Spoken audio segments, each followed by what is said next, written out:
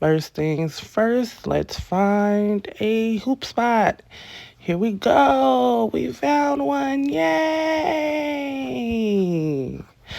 Now that we're at the hoop spot, got to get set up. Make sure we got our hoop that we're going to use, our water, and our towel. Stay hydrated, especially out in the sun. Keep your towel, you're going to sweat. Then we're going to do some stretching very quickly. It's very, very important to stretch before you do any type of physical activity, even hula hooping, because hooping works 30 of your core muscles. So you want to make sure that you stretch those arms, you stretch those hips, and everything in between. Okay, this is my hoop that Shani and Marvelous sent me.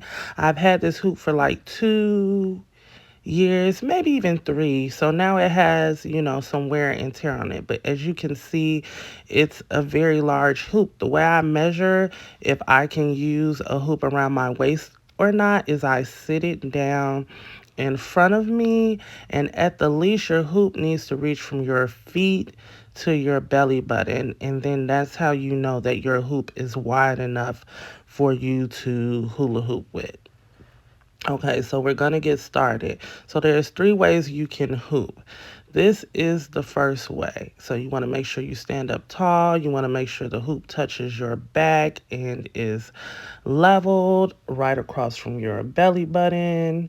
You want to place your feet shoulder length apart. You want to keep those shoulders back, and you want to keep the chin up. And so then you're gonna take your hoop up, and yes, soft bend in the knees, soft bend in the knees. So it's a pelvic thrust. It's a pelvic thrust. This is really how you work 30 of those core muscles. So you see back and forth, back and forth. People think that you're making a round motion or a wind motion, but that's really just the illusion that the hula hoop is giving as you move front to back, front to back.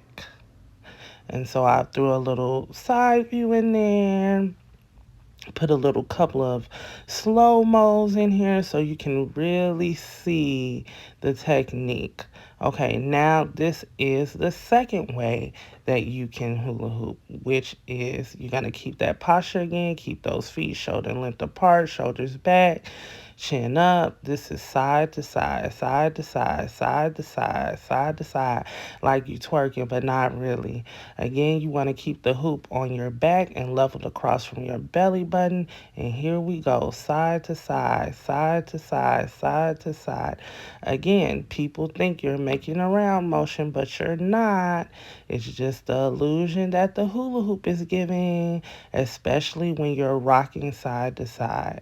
Okay, now this is the third way. You're going to keep your shoulders back, chin up, and this time you're going to put a foot in front of you. Whichever foot that you feel most comfortable putting in front. I'm left-handed, so I put my left a foot in front, and then you're going to use that foot for momentum and rocking back and forth like a tap. And this is the only form that you kind of like use your hip. But as you can see, that I'm keeping my posture straight, standing up tall. And again, we're going to go into a close-up so you can see that I'm using that foot to rock, to give me that range of motion so I can really rock. And this is a really good position for people who don't really have good balance or good coordination.